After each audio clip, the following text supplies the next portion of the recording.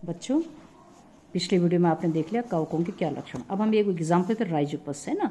Rhizopus कहाँ पाया जाता है आपको मालूम है? ये एक मृतोपजीवी कवक है, ये सेप्रोफाइट है, मृतोपजीवी है।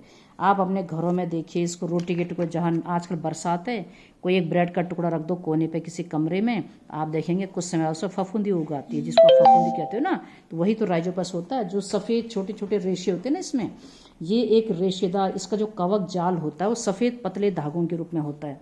आपने अचार देखा, आपने मुरब्बा देखा, कभी अचार में देखे सफ़ेद रोएं जैसे रहते हैं, रुई जैसे सफ़ेद सफ़ेद रंग के ना रेशे। तो छोटे छोटे जो रेशे होते हैं ना सफ़ेद सफ़ेद रंग के, ये जो है इसी राइजोपस का कवक जाल होता है। वो सफ़ेद सफ़ेद छोटे छोटे दिख रहे हैं ना, ये इसका क्या होता है? कवक तंतु होता है, या कवक हाइफी जो है इसको कहा जाता है। कहीं भी ये जम जाता है, रोटी में, अचार में, जूतों में, कहीं भी किसी नम वाले स्थान पर जो है ये क्या हो जाता है? जम जाता है ना। लेकिन आपने देखा बच्चों, जब अचार में सफ़ेद, पहले तो आपने सफ़ेद रोए रोए जैसे देखे होंगे, देखते हो ना आप, लेकिन कुछ समय बाद आपने देखो काला पड़ जाता है वहाँ पे, काले काले बारीक बारीक से आपने देखे होंगे। चलो वो छोड़ो, प्याज में देखा आपने छोटे छोटे काले काले रंग के, बिल्कुल चूरा जैसा नहीं होता है ना। तो अगर अचार वगैरह में आप देखो, पहले तो ये सफ़ेद रंग के होते हैं कवक तंतु, बाद में जब इनमें बीजाणु बन जाते हैं, बीजाणु स्पोर, तो काले रंग के होते हैं, तब वो काला दिखता है। अचार में भी आप देखो एकदम काला सा पड़ जाता है बाद में, तो वो तब होता है जब उसके बीजाणु बन जाते हैं, तो उन्हीं की वजह से उसको वो काला सा पड़ जाता है। इसलिए इसको ब्लैक मोल्ड भी कहते हैं। क्या कहते हैं इसको? ब्लैक मोल्ड भी कहते हैं। अब देखते हैं इसकी संरचना कैसी होती है ना। अगर हम राइजोपस को देखें तो इसका शरीर भी पतले पतले तंतुओं से मिलकर बना है। इन तंतुओं को कहते हैं कवक तंतु, है ना। और ये सारे, ये तो अलग अलग मैंने दिखा रखा आपको, लेकिन सब मिल करके एक जाल सा बनाते हैं जिसको हम कहते हैं माइसिलियम। तो माइसिलियम के रूप में होता है ये भी। अब कवक तंतु कैसे होते हैं इसमें देखो, 3 तरह के दिख रहे हैं आपको ना यहाँ पे। यहाँ देखिए जहाँ पर ये उगता है ना, कवक तंतु जहाँ पर उगता है ये कवक राइजोपस, तो नीचे देखो ये दिख रहा है आपको, जड़ की तरह की संरचनाएं दिखाई दे रही है ना। ये तंतु कैसे लगे? जैसे जड़ होगी ना। इनको कहते हैं बच्चों राइजोइड्स। क्या कहते हैं इनको? राइजोइड्स या मूलांगी कवक तंतु। मूलांगी, मूल माने जड़, यानी जड़ की तरह दिख रहा है तो नहीं वो जड़, जड़ नहीं है वो, लेकिन जड़ की तरह की संरचना की कवक तंतु होते हैं। इनको कहते हैं राइजोइड्स। जड़ी से बने मूलाभास, जो मूल का आभास दे लेकिन वास्तविक जड़ ना हो, उनको कहते हैं मूलाभास या मूलांगी कवक तंतु होते हैं। ठीक है ना। एक होते हैं देखो, जो ये दिख रहा मोटा सा, को पैरेलल जा रहा है ना, इसको कहते हैं स्टोलन। क्या कहते हैं बच्चों इनको? स्टोलन कहते हैं, या इनको कहते हैं भूस्तारी। भू मतलब जमीन के सारे जो जा रहा है, ऐसे प्लेन जो जा रहा है ना, इसको कहते हैं, इसीलिए भूस्तारी या स्टोलन कहते हैं इसको। ठीक है। और सबसे ऊपर देखिए, इस स्टोलन से आप देखो ऊपर की तरफ उठे हुए हैं, ऊपर की तरफ दिख रहे उठे हुए है ना। तो ये जो खड़े दिख रहे हैं ना आपको कवक तंतु, है ना, इनको कहते हैं स्पोरेंजियोफोर। पूरे को क्या कहते हैं? स्पोरेंजियोफोर, यानी हिंदी में इसको कहते हैं बीजाणुधानी धर। बीजाणुधानी धर मतलब ये दिख रहा है, ये बीजाणुधानी है ना स्पोरेंजियम। तो इन कवक तंतुओं ने बीजाणुधानी को धारण कर रखा ना, है ना। ऐसे भी तो हो सकते हैं कवक तंतु, ये ऐसे भी होते हैं। देखो ये मत सोचो कि ऐसे होते हैं सारे, कुछ ऐसे भी होते हैं। इनका आगे का सिरा नहीं है ना फूला हुआ, है ना। तो जिनका आगे का सिरा फूला होता है ना, ये बड़ा सा गोला दिख रहा है, इनको कहते हैं बीजाणुधानी धर, यानी स्पोरेंजियोफोर। बीजाणुधानी को क्या कहते हैं? स्पोरेंजिया। बहुत सारे तो स्पोरेंजिया, एक है तो स्पोरेंजियम, एक है तो क्या कहेंगे उसको? स्पोरेंजियम। स्पोरेंजियम मतलब बीजाणुधानी। तो बीजाणुधानी धर किसे कहा हमने? ऐसे कवक तंतु जो बीजाणुधानी को धारण करते हैं या जिन पर बीजाणुधानियां बनती हैं, उन कवक तंतुओं को कहते हैं बीजाणुधानी धर, स्पोरेंजियोफोर। ठीक है बच्चों। और ये फूला तो 3 तरह के हो गए ना, स्पोरेंजियोफोर जिनमें बीजाणुधानी होती हैं, स्टोलन जो जमीन के समांतर चलते हैं, और जो जड़ की तरह के नीचे की तरफ हैं, ये कहलाते राइजोइड। तो राइजोइड्स, स्टोलन एंड स्पोरेंजियोफोर, ये इनकी मेन जो है क्या है? संरचना है। ठीक है। अब जो कवक सूत्र होते हैं ना, ये जो हाइफी, चाहे ये वाले हों, ये वाले हों, ये वाले हैं, तो वो सेल ही ना। तो सेल कैसी होती है इसकी? सब पूरे में कोशिका द्रव्य होता है यहाँ सारा, सब ये देखिए, क्योंकि सेल है ना, तो कोशिका द्रव्य जो है इनमें पाया जाता है। ये आपको मालूम होना चाहिए पट विहीन है। कैसे लग रहा है इनमें पट है क्या? नहीं है ना। तो ये कैसे पट विहीन है, एसेप्टेट है, और ब्रांच्ड भी होते हैं, शाखित हैं, एक शाखा, ये कई शाखाएं निकली हुई ना। तो कैसे होते हैं इसके पट? पटहीन है ये, इनमें कोई पट नहीं होता है। बहुत सारे केंद्रक इनमें, जैसे सेल में होता है ना, सेल में एक ही केंद्रक होता है ना, तो इनमें बहुत सारे केंद्रक होते हैं। ऐसी कोशिकाओं को कहते हैं क्या? सीनोसाइटिक। सीनोसाइटिक का कोशिका का मतलब होता है संकोशीय, जिसमें बहुत सारे केंद्रक हों। बाकी सभी माइटोकॉन्ड्रिया सब कुछ इनमें पाया जाता है। तेल की बूंदे, ग्लाइकोजन, सब कुछ जो है इनमें पाया जाता है। कोशिका द्रव्य में सब कुछ पाया जाता है। ठीक हो गया? मतलब अगर उसके पट को हम देखें ना तो ऐसा ये पट है, देखो, है ना। तो इसमें जो है आपका ये एक जैसे केंद्रक है, एक केंद्रक जो है ये है, क्योंकि मैं कह रही हूँ कि बहुत सारे केंद्रक होते जगह जगह, है ना। ये आपका जो है पूरा जैसे माइटोकॉन्ड्रिया है ना। ये आपका जो है सब कुछ इसमें जो है पाया जाएगा, जो एक कोशिका में पाया जाता है। ठीक है बच्चों, तो ये तो हो गया इसका स्ट्रक्चर। तो इसमें आप देख रहे हैं क्या चीज़ है। अब मेन आता है इसमें रिप्रोडक्शन कैसे होता है। मैंने दो ही चीज़ें बोली ना, हर उस पौधे में हम क्या पढ़ेंगे, या तो संरचना या उसका जनन। तो अब देखते हैं राइजोपस में किस प्रकार से जनन होता है। क्या हम पढ़ रहे हैं बच्चों?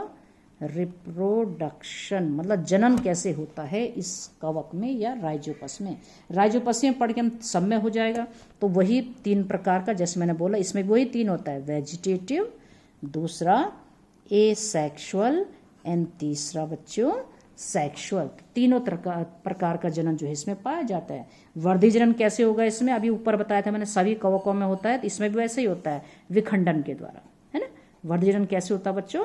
कवक तंतु के विखंडन के द्वारा, टूटने से जो है, विखंडन बोलते हैं इसको, फ्रेगमेंटेशन के द्वारा ही होता है ना। दूसरा आता है मेन एसेक्सुअल, कैसे होता है इसमें, है ना, ये इंपॉर्टेंट था। एसेक्सुअल रिप्रोडक्शन जो है ये फेवरेबल कंडीशंस में होता है। असल में क्या है ना बच्चों, कवक जो होते हैं अगर उनको फेवरेबल कंडीशन मिल रही, अनुकूल परिस्थितियां मिल रही हैं, तो ये बीजाणु बनाते हैं, सीधे सीधे क्या बनाते हैं? बीजाणु बनाते हैं, स्पोर बनाते हैं फेवरेबल कंडीशंस में। अनफेवरेबल अगर हैं तो ये क्या करते हैं, फिर मैं आगे बताऊंगी। ठीक है, सबसे पहले हम देखिए अलैंगिक जनन किसके द्वारा होता है इनमें? Bye means of spores. Bye means of spores यानी बीजाणुओं के द्वारा। किसके द्वारा बच्चों? बीजाणुओं के द्वारा होता है इसमें अलैंगिक जनन, है ना। और कहाँ बनते हैं ये स्पोर? अब कैसे स्पोर होते हैं? ये जू स्पोर नहीं होते हैं, ये एक तरह के क्या होते हैं? एप्लेनोस्पोर, मतलब अचल बीजाणु होते हैं, इनमें कोई फ्लैजिला नहीं होता, तो नॉन मोटाइल होते। कैसे बीज बनते हैं, बीजाणु बनते हैं? Non motile. नॉन मोटाइल मतलब अचल, नॉन मोटाइल मतलब बच्चों अचल बीजाणु जो है इनमें बनते हैं। और कहाँ बनते हैं? अब जरा देखो, आपने संरचना देखी, हाइफी देखो जरा, इनमें कुछ कवक तंतु क्या होते हैं ना बच्चों, है ना। ये कुछ कवक तंतु अनुकूल परिस्थितियों में क्या करते हैं, इनके ऊपर ऊपरी सिरा जो है इनका फूल जाता है, और फूल करके जो ऊपर हवा में उठे हुए फूला हुआ भाग, इस फूले हुए भाग को हम कहते हैं बीजाणुधानी बनाते हैं ये, है ना। तो ऐसे कवक तंतुओं को हम क्या कह रहे हैं? बीजाणुधानी धर। स्पोरेंजियोफोर, जिनमें क्या बनती हैं? बीजाणुधानियां बनती हैं। तो स्पोरेंजियोफोर के समय कुछ कवक तंतु हवा में ऊपर उठते हैं और आगे बढ़ते हैं, धीरे धीरे इनका अग्र सिरा जीव द्रव्य के इकट्ठा होने से फूल जाता है ना। तो इन कवक तंतुओं को, इनके अग्र फूले हुए भागों को हम क्या कह रहे हैं? बीजाणुधानी या स्पोरेंजिया। ये बहुत सारे प्लूरल शब्द है, स्पोरेंजिया, बीजाणुधानियां, एक बोलेंगे तो स्पोरेंजियम सिंगल। ठीक है, तो इन्हीं के अग्र सिरे पर जो है ये बनते हैं। ठीक है ना बच्चों, है ना, सब जगह नहीं बनते हैं। अब जरा देखिए धीरे धीरे क्या होता है कि ये जो फूला हुआ भाग दिख रहा है आपको, ये देखिए यहाँ पर मैं हल्का सा बना दूं, ये इसका फूला हुआ भाग था, मेरा अलग ही बताना पड़ेगा। यहाँ पे देखिए आप, ये है एक स्पोरेंजियम बीजाणुधानी। ठीक है, इसमें क्या होता है ना, सारा का सारा जो कवक तंतु का जीव द्रव्य होता है ना, वो सब यहाँ इकट्ठा हो जाता है ना। तो जीव द्रव्य यहाँ ज्यादा होता है। उसके बाद क्या होता है, इसके नीचे एक ऐसा ये हिस्सा बन जाता है, ये देखो, इसको कहते हैं कॉल्यूमेला। क्या कहते हैं इसको? इसको कहते हैं कॉल्यूमेला, है ना। एक उभार सा बन जाता मतलब। और ये जो है आपका दिख रहा है, ये कोशिका द्रव्य है, ये बीजाणुधानी है ये। ठीक है, बाद में क्या होता है ना बच्चों कि कैसे मतलब ये होता है, ये जो जीव द्रव्य दिख रहा है इसका कोशिका द्रव्य भी कहते हैं उसको। तो ये कोशिका द्रव्य क्या होता है, धीरे धीरे अनेक छोटे छोटे टुकड़ों में बढ़ जाता है। ये देखिए, है ना, क्या हो जाता है, इस प्रकार से अनेक छोटे छोटे टुकड़ों में जो है ये बट जाता है। और यही जो आपका कोशिका द्रव्य है जो विभिन्न टुकड़ों में यहाँ पर जो है बट चुका है ना। तो यही टुकड़ा, प्रत्येक एक टुकड़ा आगे चल करके क्या बन जाता है, स्पोर, बीजाणु बन जाता है। क्या बन जाता है आगे चल करके, ये बीजाणु बन जाता है। तो प्रत्येक भाग में कम से कम, है ना, ये भी ध्यान रखना क्योंकि बहुत सारे केंद्रक होते हैं ना इसमें, तो हर टुकड़े में एक केंद्रक होना भी जरूरी है। बिना केंद्रक के कोई बीजाणु नहीं बनता है, ठीक है, क्योंकि ये सिनोसाइटिक है, बहुत सारे केंद्रक होते हैं इनमें। तो ये जो जितने भी ये आपके गोल गोल से संरचनाएं टुकड़े हैं जीव द्रव्य के, है ना, यही आगे चल करके नॉन मोटाइल स्पोर, अचल बीजाणु में बदल जाते हैं, है ना।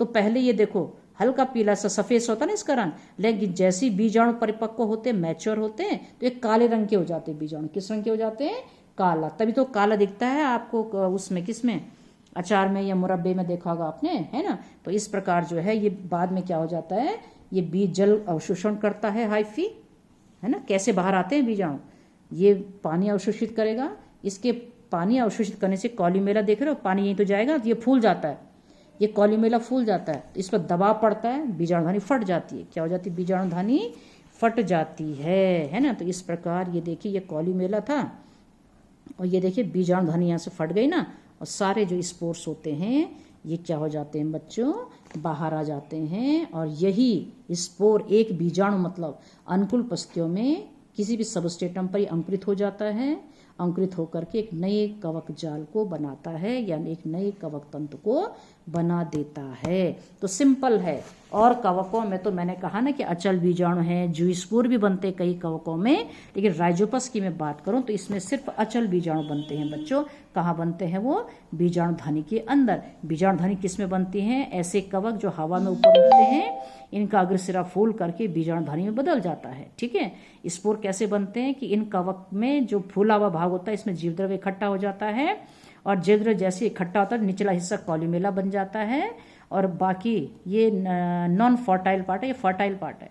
ये छोटे छोटे टुकड़ों में जीवद्रव्य टूट जाता है, प्रत्येक एक टुकड़ा स्पोर बन जाता है, और ये स्पोर इस बीजाणुधानी के फटने पर क्या हो जाते हैं, बाहर आकर के अंकुरित होकर के नए पौधे को जन्म देते हैं। तो राइजोपस में कैसे हो रहा भाई, अलैंगिक जनन बाय मीन्स ऑफ स्पोर्स, बीजाणुओं के द्वारा होता है, ठीक है। तो आज इतना ही, कल मैं बताऊंगी लैंगिक जनन कैसे होता है इसमें, है ना, कैसे कवक तंतुओं में लैंगिक जनन होता है ना।